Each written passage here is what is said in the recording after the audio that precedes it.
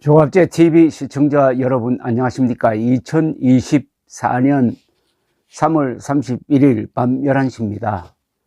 이제 총선 투표일까지 6일 남았습니다.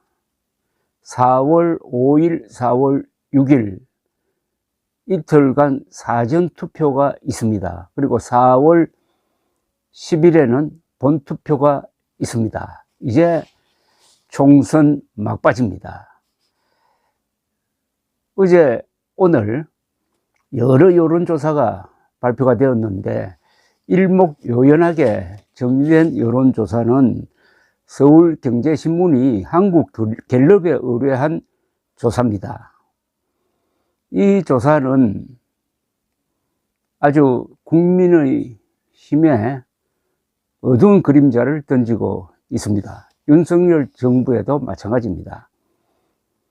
의대 정원은 협상을 통하여 정원 규모를 결정해야 한다는 여론이 65%나 되었습니다. 원안대로 5년간 매년 2,000명씩 1만 명을 늘리는 방침을 계속 추진해야 한다는 응답은 31%에 그쳤습니다.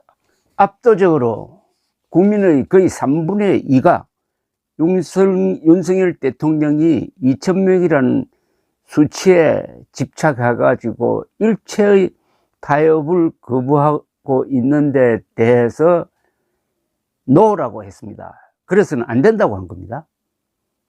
이 조사는 1,011명을 대상으로 하여 지난 28일에서 29일 진행되었고 오차 범위는 플러스 마이너스 3.1%포인트입니다. 65%가 2,000명 고집하지 말고 의사들과 협의해서 결정하라고 했습니다. 원안대로 해야 되겠다는 응답은 31%에 지나지 않습니다. 그래도 윤석열 대통령이 고집을 부릴 겁니까? 이미 의료 대란으로 윤석열 정권은 크나큰 타격을 받았습니다. 그것도 지난 한 달 사이에 있었던 일입니다. 순간의 선택이 장기간의 정권의 향방, 이 국가의 진로를 결정하는 좋은 사례입니다. 권력자가 겸손하지 않고 오만할 때 무슨 일이 일어나는지 지금 우리는 실시간으로 목도를 하고 있습니다. 이 조사에서 여당이 다수 의석을 차지할 것이라는 전망은 28%밖에 되지 않았습니다. 범야권이 다수 의석을 갖게 될 것이라는 전망은 58%였습니다. 대구, 경북을 포함한 모든 지역에서 여당 참패를 예상을 했습니다. 거듭 말씀드리지만 윤석열 대통령이 밀어붙인 이른바 의료개혁이 유턴해가지고 이제는 의료 대란으로 국힘당을 쓰나미처럼 덮치고 있는 그런 모습입니다. 투표 의향을 보면은 96%가 투표하겠다고 했어요. 전례 없는 열기를 느끼게 하는데 실제로는 96%까지는 가지 않고 여기서 한 20% 빼야 됩니다. 조국 혁신당 지지자가 97%, 민주당 지지자가 92%, 국힘당 지지자가 90% 투표하겠다고 했는데 여기서도 야당 지지자가 투표하겠다는 희망이 더 강합니다. 그러면 내일이 총선일이면 지역구 의원으로 어느 정당 후보를 찍겠느냐는 질문에 민주당 후보를 찍겠다는 대답이 48%나 되었습니다. 한 달 전에는 40%였어요. 한 달 사이에 8%포인트나 늘었습니다. 반면 국민의힘을 찍겠다는 사람은 35%인데 한 달 전에는 41%였습니다. 그러니까 한 달 사이에 6%포인트나 빠졌습니다. 민주당은 8% 오르고 국힘은 6%포인트가 빠져가지고 이 한 달 사이에 국힘당이 결국은 그 격차를 기준으로 하면 14%포인트를 까먹은 겁니다. 의료 대란이 결정타였다는 이야기입니다. 비례대표 투표 의향 조사에서는 국힘당의 위성정당인 국민의 미래 찍겠다는 사람이 31%, 더불어민주연합과 조국혁신당을 찍겠다는 사람이 각 24% 동률입니다. 개혁신당은 4%, 녹색정의당, 새로운미래, 자유통일당이 각 2%입니다.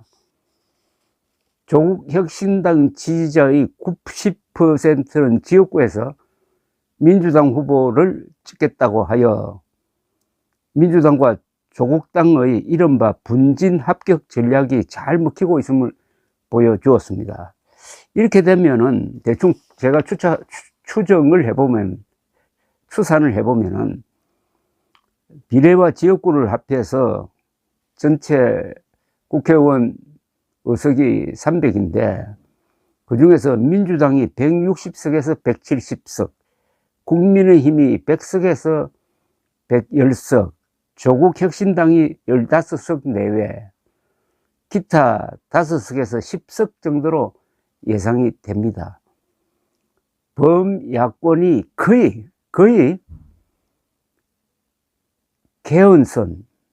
개헌선이라면 200석입니다. 또는 대통령 탄핵선이기도 하죠.